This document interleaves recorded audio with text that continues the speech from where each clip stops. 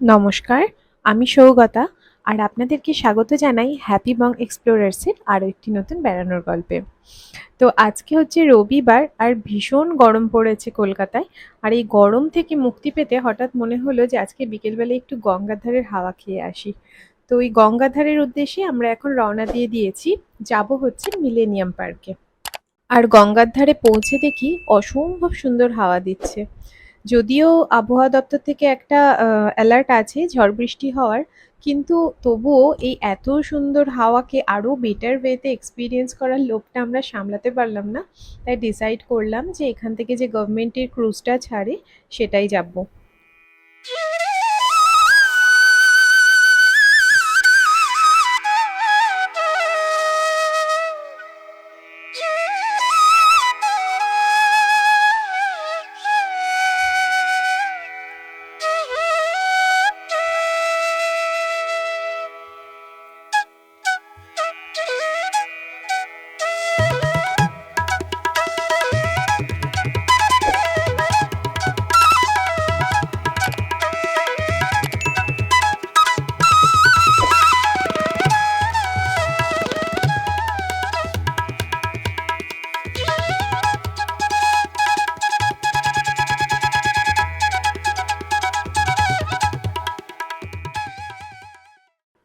আর আমরা যেহেতু কিউতে একটু পেছনের দিকে ছিলাম, তাই ক্রুজে ওঠার সঙ্গে সঙ্গে দেখি দোতলায় যে ক্রুজের যে সেগমেন্টটা আছে সেটা অলমোস্ট অকুপাইড হয়ে গেছে।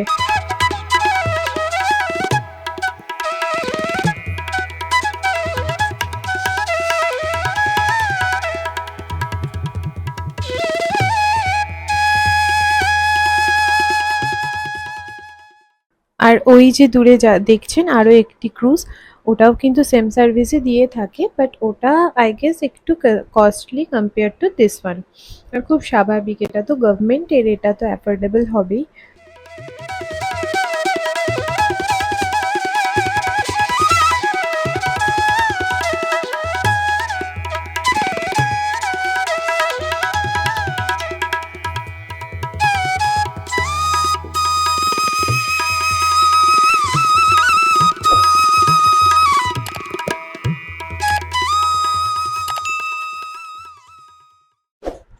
আর এই ক্রুজটি শুনলাম হাওড়া ব্রিজ ক্রস করে তারপরে রিটার্ন করবে, তারপরে এদিকে যাবে হচ্ছে বিদ্যাসাগর সেতু অবধি। আর ওই যে দেখতে পাচ্ছেন ওটা হাওড়া স্টেশন। আর এত সুন্দর হাওয়াতে আমাদের ভারতীয় জাতীয় পতাকাকে দেখেছেন কি সুন্দর উড়ছে, মনটা দেখলে ভরে যায়। আর এদিকে ট্রায়ো কালারেও কিন্তু হাওড়া ব্রিজকে অসম্ভব সুন্দর লাগছে। আর এই হাওড়া ব্রিজ আমার কাছে এক অবিশ্বাস্য কনস্ট্রাকশন। কিরম বছরের পর বছর উইদাউট এনি সাপোর্ট দাঁড়িয়ে আছে, কি সুন্দর। যেহেতু আমরা একটু কিউতে লাস্টের দিকে দাঁড়িয়েছিলাম, তো আমরা যতক্ষণই ক্রুজে উঠেছি দোতলাটা অলমোস্ট অকুপাইড হয়ে গেছিল।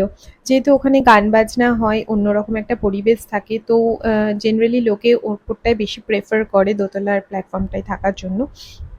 কিন্তু আমিও প্রথমে একটু মনটা খারাপ করছিল যে ইস আমি দোতলাটায় থাকতে পারলাম না, ওখানটায় বেশ গান বাজনা হচ্ছে।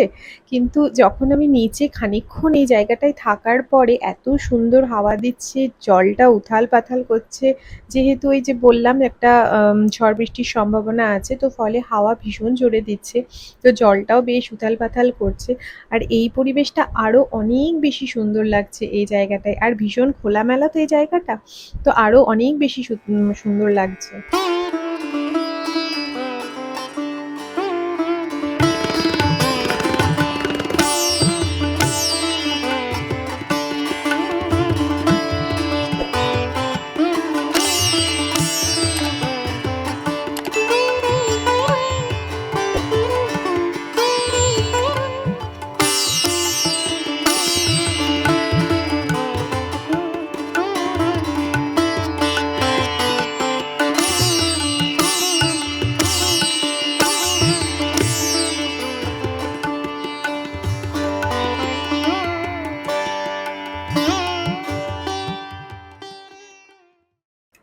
নিচে একটা কিন্তু ক্যাফেটেরিয়ার মতোও আছে, যেখানে ওই লস্যি, চা, স্ন্যাক্স এই সমস্ত আইটেম সব বিক্রি হচ্ছে। আর হাওড়া ব্রিজ ক্রস করে এতটা আসার পরে এবার কিন্তু আমরা ফিরে যাচ্ছি হচ্ছে বিদ্যাসাগর সেতুর দিকে। আর এই ক্রুজটি সোম থেকে শুক্র একটাই শিফট হয়, যেটা 6টা থেকে 7:30, আর শনি রবিতে দুটি শিফট হয়, একটা 5টা থেকে 6:30 আর একটা বোধহয় 6:45 থেকে 8:15 এরম হবে। টিকিট ফেয়ার হচ্ছে 169 পার পারসন।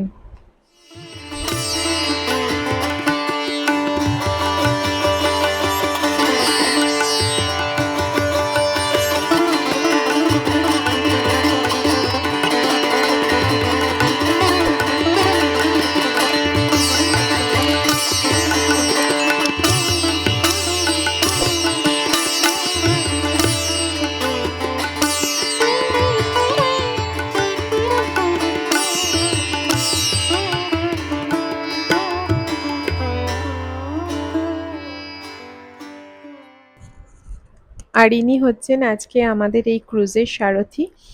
আর এদিকে আমরা হাওড়া ব্রিজটা আবার ক্রস করে, যেহেতু আমরা রিটার্ন যাচ্ছি, তো আমরা হাওড়া ব্রিজটা আবার ক্রস করব, করে ওইদিকে বিদ্যাসাগর সেতুর আগে অবধি যাব। বিদ্যাসাগর সেতুটা কোথায় এটা ক্রস করবে না।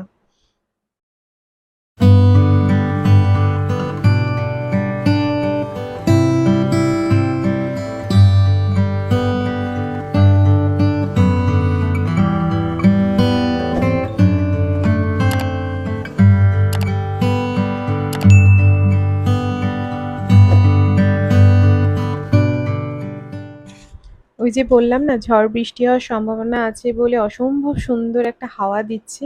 তো জাস্ট জলটা দেখুন, জলটা দেখলেই উপলব্ধি করতে পারবেন। আর এত সুন্দর লাগছে, ক্রুজের সামনের দিকে দাঁড়ালে আরো বেশি ভালো লাগছে, কারণ যেদিকে যাচ্ছে ওই দিকটা আরো ভালো মতনভাবে হাওয়াটা পাওয়া যাচ্ছে, ভীষণ সুন্দর লাগছে।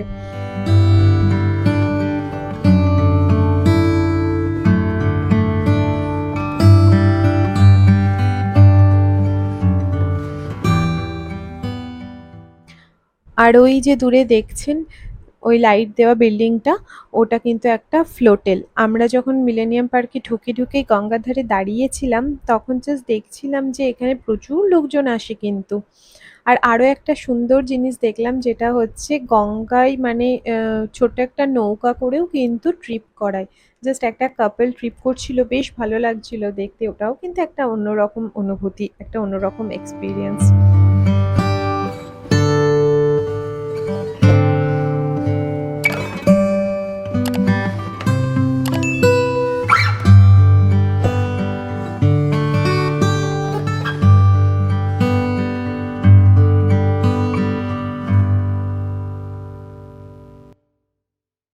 আর আমার এই ক্রুজে যেতে আমার সেই ইনস্টিটিউটের দিনের কথা মনে পড়ে যাচ্ছে। আমি যখন কলকাতায় মেসে থাকতাম, তো আমার যে রুমমেট ছিল, ও ত্রিপুরা বাড়ি ছিল ওর, তো আমরা মাঝে এইভাবেই নৌকোয় করে বেলুড়ে যেতাম সন্ধেবেলায়, সেটাও কিন্তু ভীষণ সুন্দর লাগতো। তো ও যদি এই ভিডিওটি দেখে, ওরও হয়তো মনে পড়বে। আর যদিও আমার জলে একটু ফোবিয়া আছে, তখন কিন্তু সত্যি ভয়ই লাগতো, কারণ নৌকো তো একদম ওপেন একটা ব্যাপার। কিন্তু এই ক্রুজে কিন্তু আর ভয় লাগছে না, ক্রুজে কিন্তু বেশ ভালো লাগছে। আর মনে হচ্ছে আরো খানিকক্ষণ থাকি, আরই খানিকক্ষণ থাকি, কিন্তু সময় তো আস্তে আস্তে কমে আসছে, যেতে তো হবেই। আর ওই যে বললাম না, এই ক্রুজটি বিদ্যাসাগর সেতুর আগে থেকেই ঘুরিয়ে দেবে, বিদ্যাসাগর সেতু ক্রস করাবে না। তো ওর জন্যই দেখুন বিদ্যাসাগর সেতু অব্দি এসে এটা আবার ঘুরিয়ে রিটার্ন যাচ্ছে। আর একবার চলুন আমরা বরং উপরটায় ঘুরে আসি। এই যে ভদ্রলোক গান করছেন, অনেকক্ষণ ধরে ওনার গান শুনছি, ভীষণ সুন্দর গান করছেন উনি। তো একবার ওপরটা দেখে আসি, আর একবার একটু গানটা এনজয় করে আসি।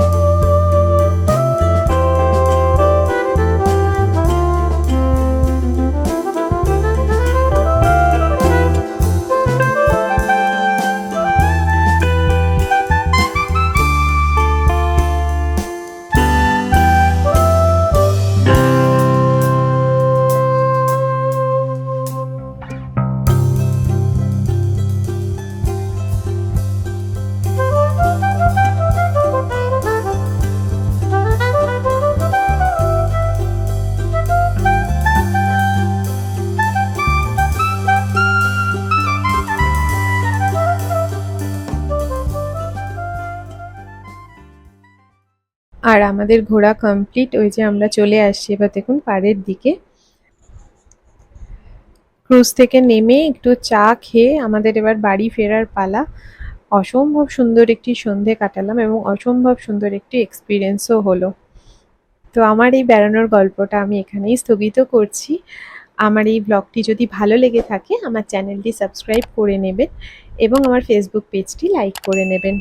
সবাই খুব ভালো থাকবেন, সুস্থ থাকবেন। Thank you.